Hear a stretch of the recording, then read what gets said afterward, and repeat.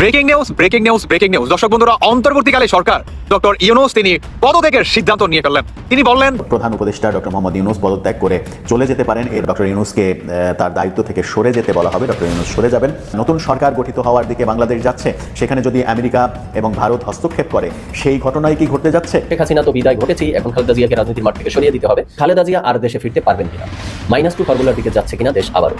কবে ফিরছেন খালেদা জিয়া, আদৌ ফিরতে পারবেন কিনা, এই সময়টার জন্যই কি অন্তর্বর্তী সরকার অপেক্ষায় ছিল? হঠাৎ করে আবারও আলোচনায় আওয়ামী লীগের সাধারণ সম্পাদক ওবায়দুল কাদের। বাংলাদেশ থেকে পালানোর পেছনে যশোর যুবদলের একজন বড় ধরনের নেতা, তিনি সরাসরি বিষয়টাতে কানেক্টেড। দর্শক, গুরুত্বপূর্ণ ভিডিওতে আপনাকে স্বাগতম।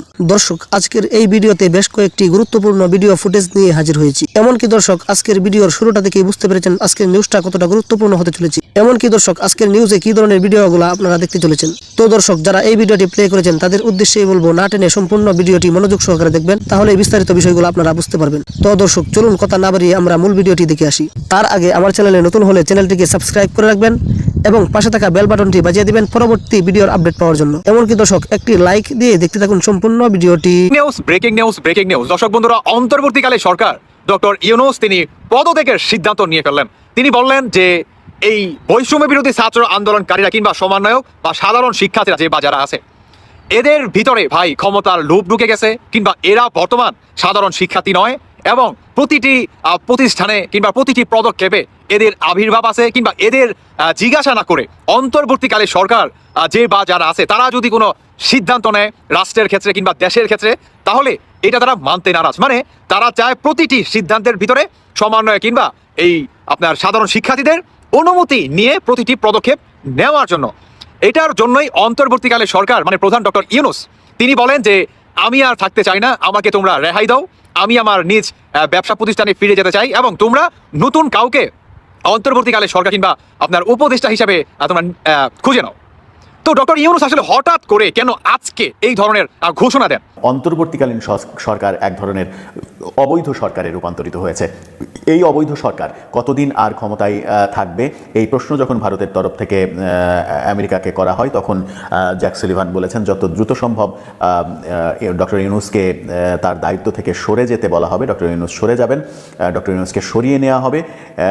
কিন্তু তার জন্য ভারতকে যে ব্যবস্থাটা করতে হবে সেটা হচ্ছে যে তার যেন সেফ এক্সিট হয়, তিনি যেন নিরাপদে চলে যেতে পারেন, যেখানে যেতে চান সেখানে যেন নিরাপদে চলে যেতে পারেন, এবং তার কলিগসরা অন্যান্য উপদেষ্টাদেরও যেন সেফ এক্সিট হয়, তারা যেন কোনো বিপদে না পড়েন, সেই ব্যাপারটা ভারতকে দেখতে হবে। ভারত তখন জানিয়েছে এটা আমাদের পক্ষে দেখা সম্ভব না, এটা বাংলাদেশের অভ্যন্তরীণ বিষয়, বাংলাদেশের জনগণের বিষয়। বাংলাদেশের জনগণ যদি মনে করে কেউ সেফ এক্সিট করবে তাহলে করবে, যদি জনগণ মনে না করে তাহলে করবে না, এরকম ব্যাপার মানে নাকি কথা হয়েছে। এবং সেটা এমনও হতে পারে বাইডেন প্রশাসন থাকাকালীন সময়েও প্রধান উপদেষ্টা ডক্টর মোহাম্মদ ইউনূস পদত্যাগ করে চলে যেতে পারেন, এরকম বিভিন্ন তথ্য আসছে।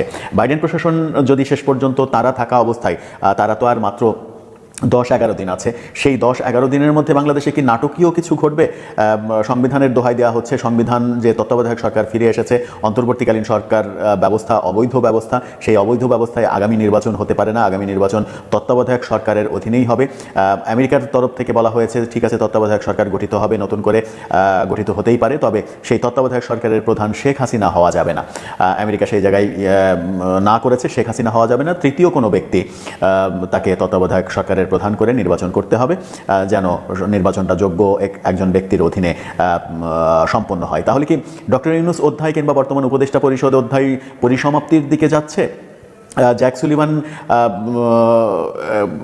যে ভারত এবং জ্যাক সুলিভানের আমেরিকার যে কথাবার্তার ইঙ্গিত পাওয়া যাচ্ছে, যে কথাবার্তা তাদের মধ্যে হয়েছে, সেই কথাবার্তাগুলো যদি শেষ পর্যন্ত সত্য হয়, তাহলে জো বাইডেনের ক্ষমতায় থাকা অবস্থাতে না ঘটলেও তারা ডোনাল্ড ট্রাম্প প্রশাসনের ওপরে ছেড়ে দিয়ে চলে যেতে পারে। ডোনাল্ড ট্রাম্প প্রশাসন পরবর্তী পদক্ষেপ নিতে পারে ডক্টর ইউনূস সম্পর্কে, এমনটা বিভিন্ন সূত্র বলছে। যে সূত্রগুলো সবগুলোই অসমর্থিত সূত্র, যে সূত্রগুলোর এখন পর্যন্ত কোনো গ্যারান্টি দেওয়া যায় না। তবে একটা ঘটনা বিশ্বে তোলপাড় সৃষ্টি করেছে। ডোনাল্ড ট্রাম্প ক্ষমতা গ্রহণের আগেই ডোনাল্ড ট্রাম্পের সঙ্গে যার সম্পর্ক খারাপ, ব্রিটেনের প্রধানমন্ত্রী জাস্টিন ট্রুডো তিনি কিন্তু পদত্যাগ করেছেন। ব্রিটেনের প্রধানমন্ত্রী যখন পদত্যাগ করলেন তখন একটা সুর চারিদিকে উঠেছে ব্রিটেনের জাস্টিন ট্রুডোর পরে ডোনাল্ড ট্রাম্পের পরবর্তী টার্গেট কি বাংলাদেশের ডক্টর ইউনূস কিনা। সেই ব্যাপারটা চতুর্দিকে আলোচনা শুরু হতে চলেছে। ডোনাল্ড ট্রাম্পের সঙ্গে সম্পর্ক খারাপের জন্যই জাস্টিন ট্রুডোর পদত্যাগের ঘটনা, এটা বিশ্বব্যাপী আলোচিত হচ্ছে।